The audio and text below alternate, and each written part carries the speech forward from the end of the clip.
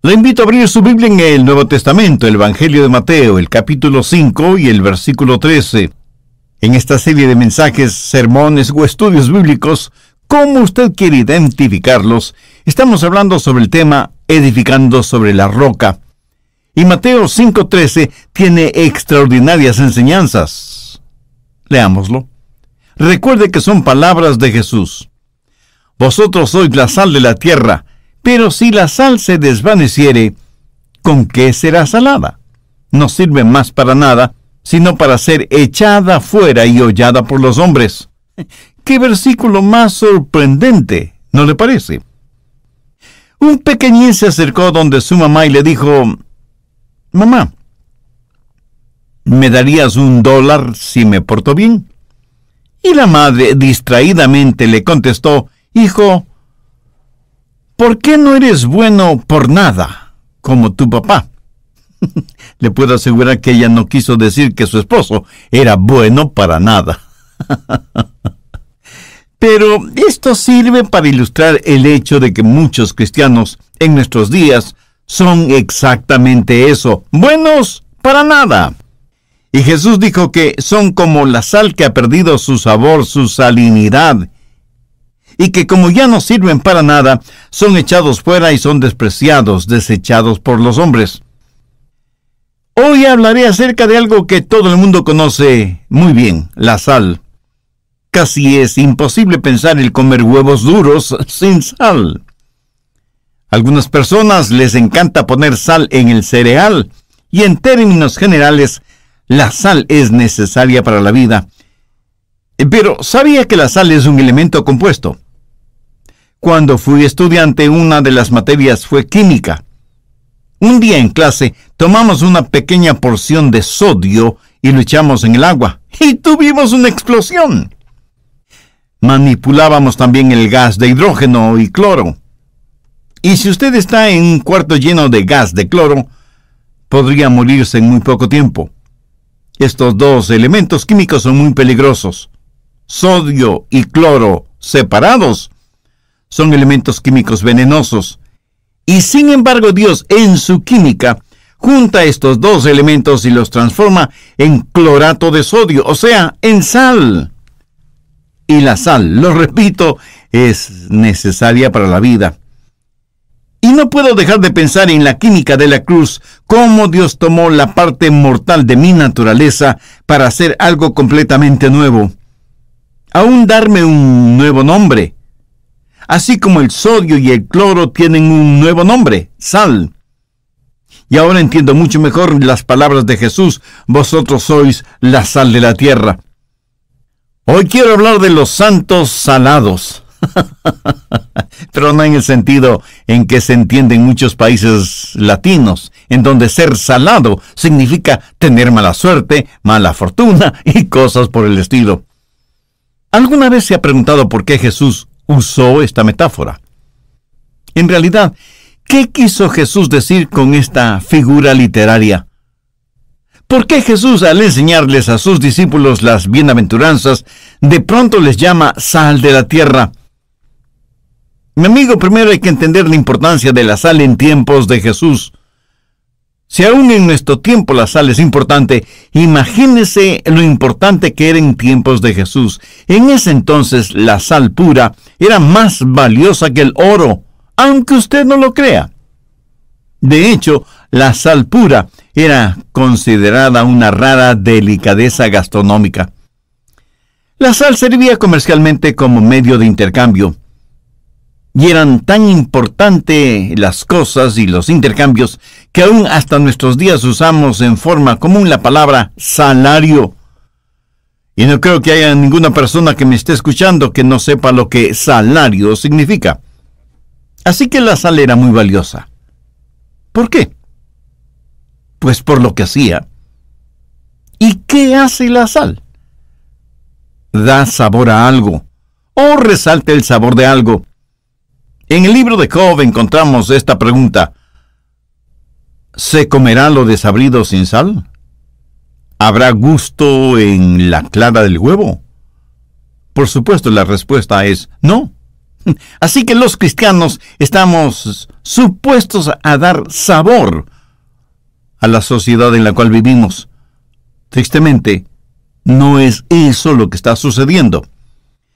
La mayoría de las personas viven vidas monótonas, insípidas, sin ningún sabor. Esa es la razón por la cual siempre están tratando de hacer algo para ver si algo cambia en sus vidas. Y aunque sea difícil el creerlo, eso sucede aún entre los cristianos. Solo están interesados en saber que después del fin de semana, el lunes todavía tendrán que ir a trabajar. Esas son vidas insípidas, sin sabor. Y esa es la razón por que la Biblia dice en Colosenses 4:6, sean vuestras palabras siempre con gracia sazonadas con sal. Debe haber algo emocionante acerca de cada cristiano. ¿Sabe por qué hay tantos sermones aburridos? Porque quienes los dicen son aburridos. Un predicador fue a visitar a su doctor y le dijo, doctor, tiene que darme algo que me ayude con mis ronquidos. Oh, ¿sus ronquidos mantienen a su esposa despierta? No, doctor. Mis ronquidos mantienen a toda mi congregación despierta. Trate de que su hablar sea sazonado con sal, con brío, con entusiasmo. Pero ¿qué más hace la sal? La sal protege, preserva. Cuando Jesús habló de que eran sal de la tierra, la mayoría de sus discípulos eran pescadores y todos ese momento estaban junto al mar de Galilea. Obviamente ellos entendieron perfectamente bien el simbolismo porque ellos usaban sal para evitar que los pescados se descompusieran, para retardar que la carne y algunos otros alimentos se dañaran. Y si alguna vez se necesitó el poder preservador de la sal, del Evangelio, es precisamente en estos días modernos de decadencia moral y espiritual. Pero la sal no solamente da sabor y preserva, sino que también cura. En Segunda de Reyes capítulo 2 tenemos la historia de Elías y de cómo con una vasija nueva con sal sanó las aguas que estaban contaminadas. Veamos el verso 21. Y saliendo él, y esto se refiere a Elías, saliendo él a los manantiales de las aguas, echó dentro la sal y dijo, así ha dicho Jehová, yo sané esta agua, y no habrá más en ellas muerte ni enfermedad. La sal tiene propiedades antisépticas y curativas. En tiempos bíblicos, cuando los bebés nacían, les bañaban con agua salada para prevenir cualquier infección, y en algunos hogares ortodoxos judíos, esa sigue siendo la tradición y la costumbre. Pero no debemos olvidar otra propiedad que tiene la sal. Quema e irrita. ¿Alguna vez se ha cortado accidentalmente algún dedo de su mano y ha tenido que manipular algo salado? Esa pequeña herida parece fuego, por lo quemante e irritante. Sí sabe de lo que estoy hablando, ¿verdad? Espero que sí. Busque Marcos 9:49. Porque todos eran salados con fuego, y todo sacrificio será salado con sal. Lo que es evidente aquí es que el fuego y la sal tienen algo en común: queman. Haciendo la respectiva analogía, permítame decir que la verdad de la palabra de Dios aplicada sobre la putrefacción del pecado quema. Y si no hay malestar e irritación, tampoco habrá efecto. Y cuando un genuino creyente vive la clase de vida consagrada que debe vivir, le puedo asegurar que esa vida irritará y molestará a quienes no conocen a Dios ni nada saben de su palabra. Recuerde, la sal también quema e irrita. Y si usted piensa que eso es todo lo que hace la sal, permítame decirle que la sal además penetra. Y si no me cree, haga la prueba. Ponga solo un poquito de sal en una jarra de agua y de inmediato tendrá una jarra de agua salada y sin necesidad de ir al mar. La sal es uno de los pocos elementos que se disuelve bien, lo mismo en agua fría que en agua caliente. Lo que necesitamos hacer es poner la sal en donde pueda penetrar, donde pueda activarse y cambiar la sociedad. En la actualidad me parece que las iglesias se han convertido en enormes bodegas repletas de sal, como que si la sal necesitara ser más salada. Independientemente de su distintivo denominacional, da la impresión de que las iglesias no son más que sociedades sagradas para presuntuosos pecadores, en vez de ser como saleros para desparramar la sal y ser elementos de cambio en el mundo, porque la sal penetra. En Mateo 5:13 Jesús dijo: «Vosotros sois la sal de la tierra». Por favor, note que Él no dijo: «Vosotros sois la sal de la iglesia». A veces veo que algunos cristianos tratan de ser más sal dentro de la sal, pero pierden por completo su salinidad tan pronto salen de la bodega, quiero decir de la iglesia. En la actualidad se escucha mucho acerca de la separación de la iglesia y el Estado. En el momento que cualquier pastor comienza a hablar sobre temas morales actuales y que tengan ramificaciones políticas, no faltará quien le diga: «Pastor, no debe predicar sobre esos temas. Recuerde la separación de la iglesia y el Estado». Escúcheme, por favor. Los cristianos debemos ser la sal de la tierra y que debemos creer en la separación de la iglesia y el Estado cuando esto es entendido adecuadamente. Pero no debemos creer en la separación de entre la sal y la sociedad. Si los genuinos creyentes no dejan oír su voz ni viven con firmeza sus convicciones cristianas, cualquier nación del mundo tendrá como destino eterno el infierno. ¿Separación del pecado? Absolutamente sí. ¿Aislarnos de los pecadores? Absolutamente no. No debemos ser como saleros glorificados, que no queremos que nuestra sal sazone, dé sabor, conserve, sane y penetre la vida de los demás. Hace muchos años, en la ciudad de Nueva Orleans, en el estado de Luisiana, en los Estados Unidos, la Comisión de Parques organizó un evento para celebrar el hecho de que durante ese verano ninguna persona se ahogó en las piscinas públicas de la ciudad.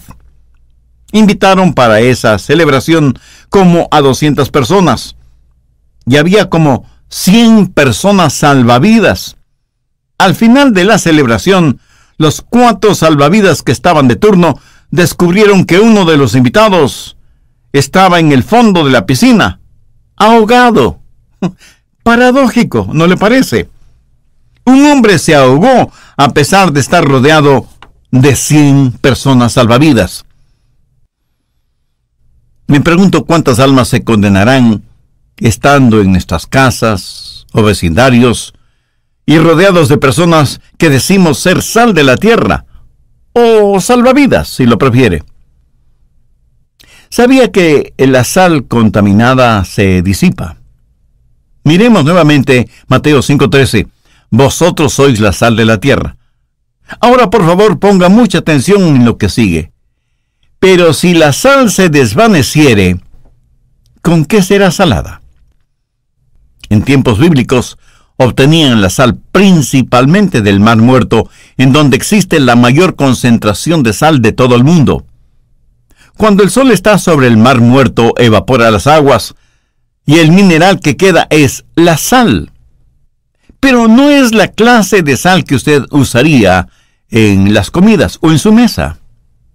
¿Por qué? Porque está contaminada. Es terrible. Es nauseabunda.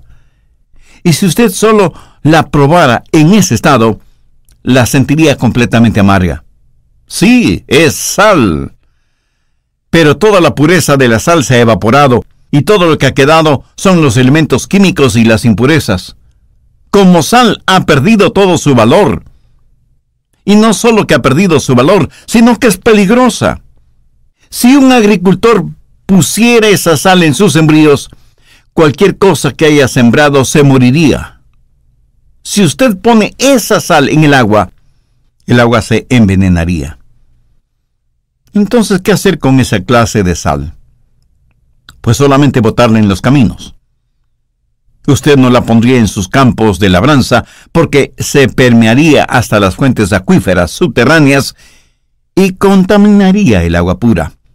Así que la bota en senderos y caminos para mantener a la tierra compacta, porque en el lugar en que esa sal está, no crecerá nada.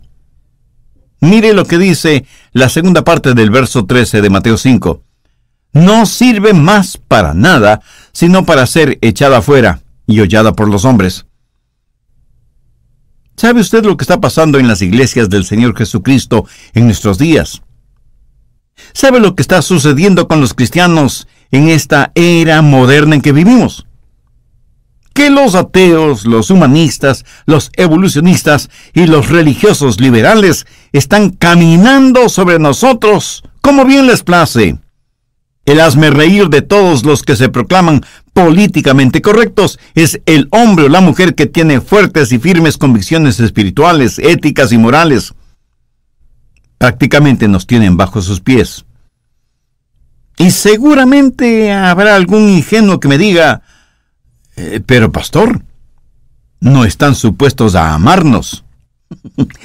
Escuche bien lo que voy a decir para que no me malentienda. A mí me tiene sin cuidado si me aman o no.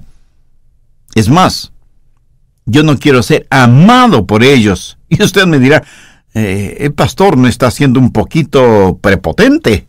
No. Y permítame responderle con las palabras de Jesús que encontramos registradas en Lucas 6:26. Ay de vosotros, cuando todos los hombres hablen bien de vosotros. Como hijas e hijos de Dios, debemos anhelar que nos respeten, porque la triste realidad es que el mundo, nuestra sociedad, ya no respeta a los creyentes evangélicos. ¿Sabe por qué? Pues porque hemos perdido nuestra salinidad. Nos hemos vuelto buenos para nada. Hemos perdido nuestra sal. Y por eso no tienen ningún problema pisoteándonos psicológicamente, por ahora, porque estoy convencido que uno de estos días nos pisotearán literalmente. Si alguna vez se sintió la necesidad de que la sal haga el trabajo que se supone debe hacer, es precisamente en este tiempo en que vivimos.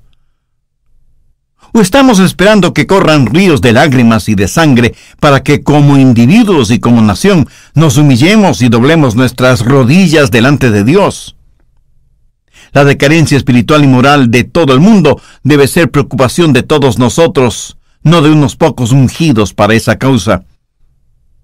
Si alguna vez nuestros países estuvieron en la encrucijada es precisamente ahora, y muchos cristianos no entienden eso porque ellos mismos son santos sin sal, son santos que no sirven para nada, y luego se quejan de que los hombres les pisotean. Permítame enfocar un poco más en lo que está sucediendo en la historia norteamericana en las últimas décadas, porque lo que sucede aquí tiene repercusiones internacionales a corto y largo plazo. En 1962, la Corte Suprema de los Estados Unidos abolió la oración en las escuelas públicas. Luego, en 1963, se decretó la prohibición de la lectura de la Biblia por considerarla que era inconstitucional. En 1980, se decretó que también era inconstitucional la exhibición de los 10 mandamientos en lugares públicos, porque las personas podían ser influenciadas por ellos. O sea, no querían que fueran influenciadas en aquello de no matar, no robar, no adulterar, no mentir, no codiciar. Y ahora estamos viviendo y viendo las consecuencias de esa falta de influencia. En 1987, para todo propósito práctico, los Estados Unidos de Norteamérica se volvió legalmente un país ateo. ¿Sabía que hay más libertad religiosa en la antigua Unión Soviética que en los Estados Unidos? Dios, la Biblia, los 10 mandamientos y la oración han desaparecido del sistema educativo público norteamericano. Pero la distribución de condones, píldoras anticonceptivas, la libertad sexual, el homosexualismo, el lesbianismo, el humanismo y la enseñanza de religiones orientales son cosas legales en las instituciones de educación pública. En 1973 se legalizó el aborto. El 23 de enero de 1973, para mí, es la fecha más fatídica en la historia norteamericana, cuando 9 jueces de la Suprema Corte de Justicia, luciendo sus togas negras como autoproclamados sacerdotes del nuevo humanismo, clasificaron a los bebés en el vientre de sus madres como no personas. Ese bebecito, por lo tanto, no es una persona. Y porque no es una persona, no tiene ningún derecho. Desde entonces, más de 20 millones de bebés han sido asesinados en el vientre de sus madres por medio del aborto y han sido sacrificados en el altar de lo expedito o de los intereses monetarios. En los últimos años, más de la mitad de los embarazos entre las mujeres blancas de los Estados Unidos ha sido terminado mediante el aborto. Y la mayoría de esos abortos han sido por conveniencia. Las mujeres están sacrificando a sus bebés porque les interesa más su figura o su carrera profesional. 1 millón de jovencitas de entre 13 y 19 años quedan embarazadas cada año. La sodomía ha dejado de ser un pecado. Ahora es o una enfermedad o un estilo de vida aceptada por la sociedad. Y los divorcios aún entre cristianos se han elevado en un 40%. Ahora, ¿qué nos dice todo esto? Que aunque tenemos suficiente sal, tal parece que esa sal ya ha perdido su salinidad. Ahora ya no sirve más que para ser echada afuera y hollada por los hombres. Mi amigo, cuando las alcantarillas de la iniquidad están completamente desbordadas, cuando el amor ha sido convertido en lujuria, cuando Satanás es adorado como santo, cuando el hombre se ha magnificado sobre su creador, cuando a lo bueno se lo llama malo y a lo malo se lo llama bueno, cuando el vicio es considerado como virtud y la virtud como pecado, entonces es obvio que ya no hay sal espiritual sobre la tierra. Como están las cosas, bien se podría decir que el mundo entero está listo para el juicio. Dios nos está juzgando. ¿Y cómo nos juzga Dios? Escúcheme bien. Dios nos juzga dejándonos hacer lo que nos da la gana hacer. Por favor, ponga atención a lo que voy a decir. Hasta le puede parecer una blasfemia, pero le aseguro que no lo es. Dios no es solo la única esperanza para nosotros, sino que también es la más grande de nuestras amenazas. Permítame repetirlo para que lo capte bien. Dios no solo es la única esperanza para nosotros, sino que también es la más grande amenaza nuestra. Piénselo. La única esperanza para todos nosotros no son nuestros gobiernos, sean del partido político que sean. No son nuestros científicos, ni educadores, ni políticos, ni religiosos de la denominación que sean. La única esperanza para este deteriorado mundo es que los hijos de Dios en todas partes del mundo vuelvan a ser la sal de la tierra. ¿Qué más ha dictaminado la Corte Suprema de los Estados Unidos? Lo siguiente: es prohibido exhibir una cruz en propiedades públicas a menos que esté en llamas, en cuyo caso tal acción está protegida por la primera enmienda constitucional. En la mayoría de los estados, una jovencita menor de edad que esté embarazada puede solicitar el aborto sin consentimiento de sus padres, pero sin el consentimiento de sus padres no podrán realizar ningún viaje educativo programado por la escuela. O sea que, si la escuela planifica una visita al zoológico de la ciudad, un estudiante, si no tiene el consentimiento de sus padres por escrito, no podrá ir al zoológico. Pero los chicos pueden tener condones y las chicas píldoras anticonceptivas y hasta el aborto sin el consentimiento de sus padres. Vivimos en una época en la cual, si se quiere utilizar animales para estudios y propósitos médicos o experimentación científica, los defensores de los derechos de los animales protestarán airadamente, mientras que al mismo tiempo nadie dice nada acerca de aquellos que hacen campañas millonarias para que sea legal el cosechar los órganos de bebés abortados. Estamos desesperados por proteger a algunos animales en peligro de extinción, pero al mismo tiempo estamos desesperados por extinguir mediante el aborto la vida de indefensos bebecitos, aún en el mismo vientre de sus madres. ¿Qué nos está pasando? Se lo diré. La sal ha perdido su sabor. Somos buenos para nada. Y por eso somos pisoteados por la sociedad, por los hombres. Es tiempo de que la sal recobre su salinidad para que pueda servir para el propósito que Dios la creó. Vosotros sois la sal de la tierra. Seguramente alguien me preguntará, pastor, ¿es usted un optimista o un pesimista? Mi amigo, yo soy un realista. Creo que puede haber avivamiento en nosotros en forma personal para que haya un avivamiento nacional. Dios no está muerto, ni está lejano, ni está enfermo, ni ha perdido su poder.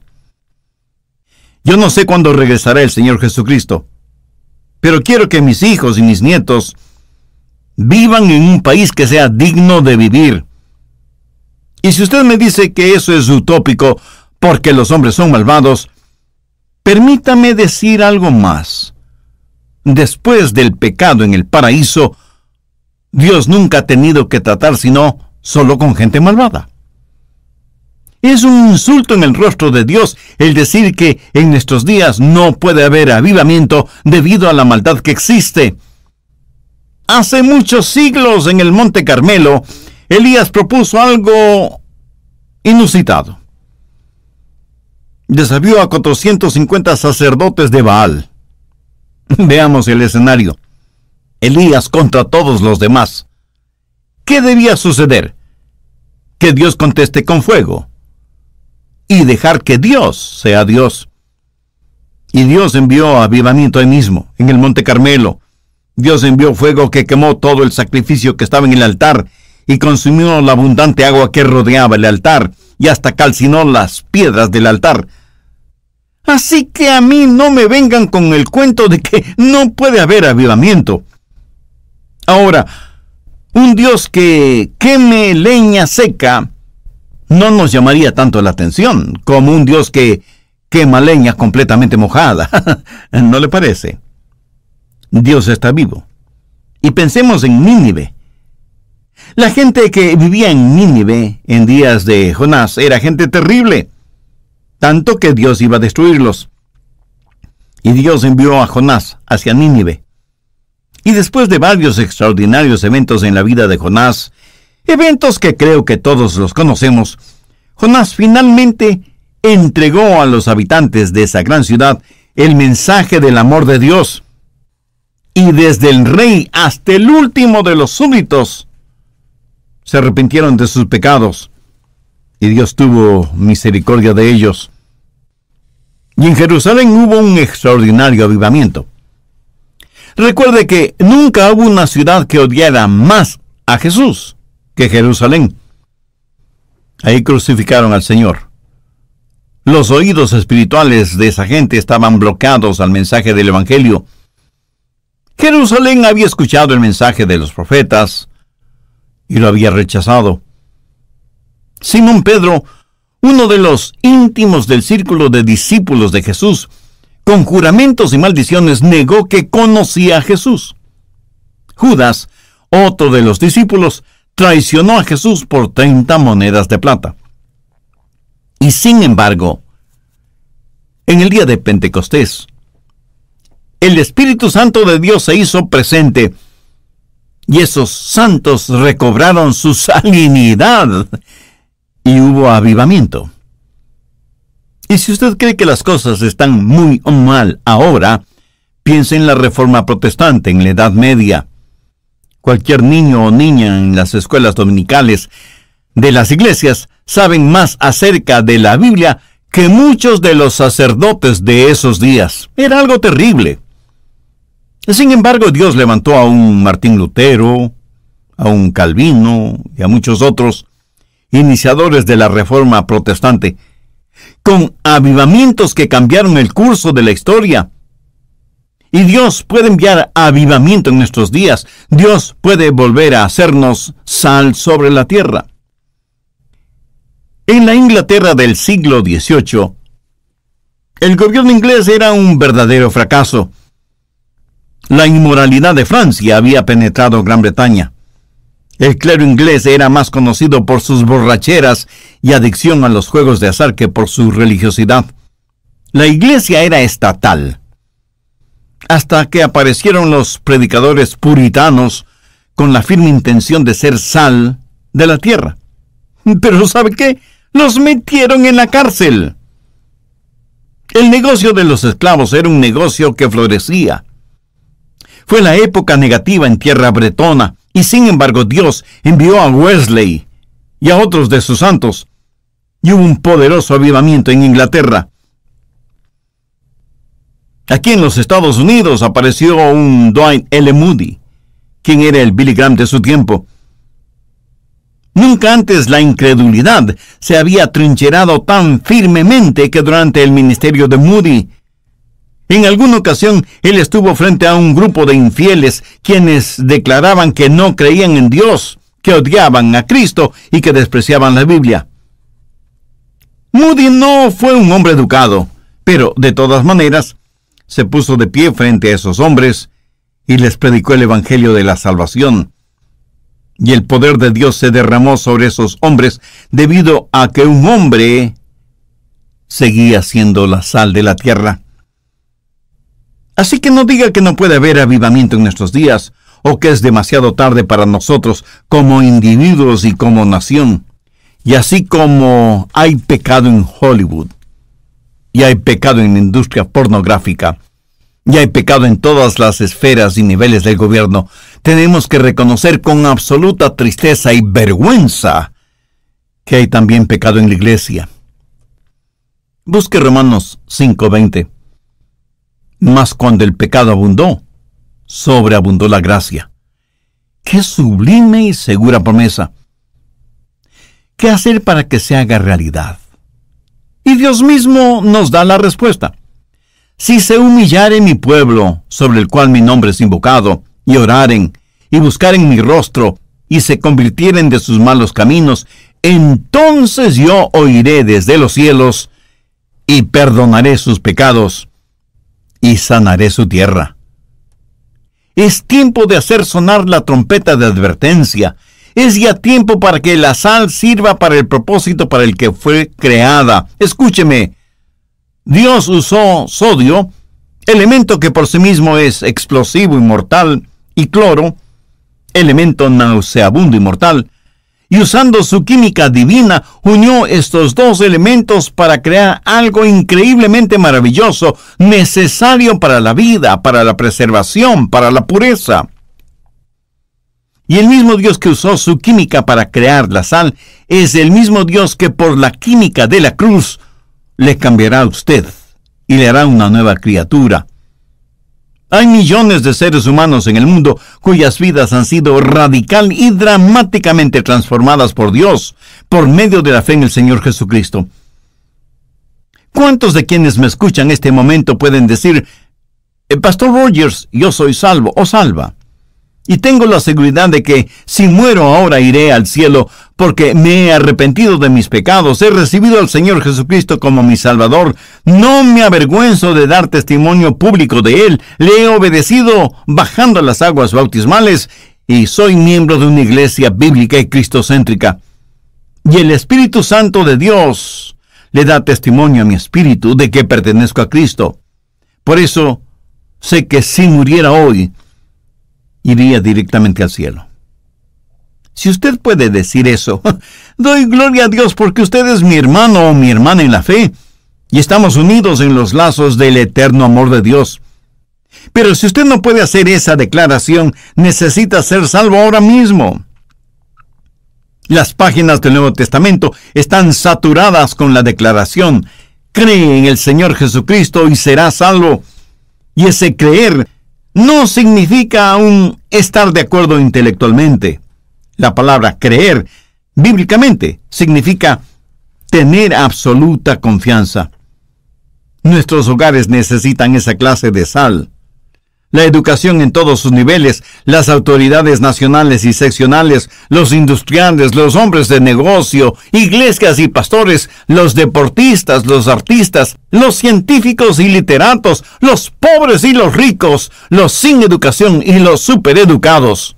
Hombres y mujeres, todos, niños y niñas, adolescentes, adultos y ancianos, todos los seres humanos absolutamente necesitan la salvación que solo se encuentra en el Señor Jesucristo. Si usted desea hacer esa decisión espiritual ahora mismo, le invito a orar la siguiente oración. Querido Dios, qué extraordinaria y dinámica es tu palabra. Gracias por la clara enseñanza de este mensaje.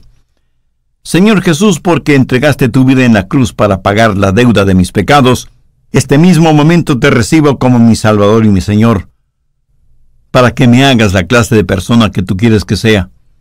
Te entrego el control de mi vida y te ruego que me ayudes a ser un instrumento útil y de bendición en tus manos. Lo pido en tu santo nombre. Amén. Si usted hizo esa decisión espiritual, su vida comenzará a ser sal sobre la tierra.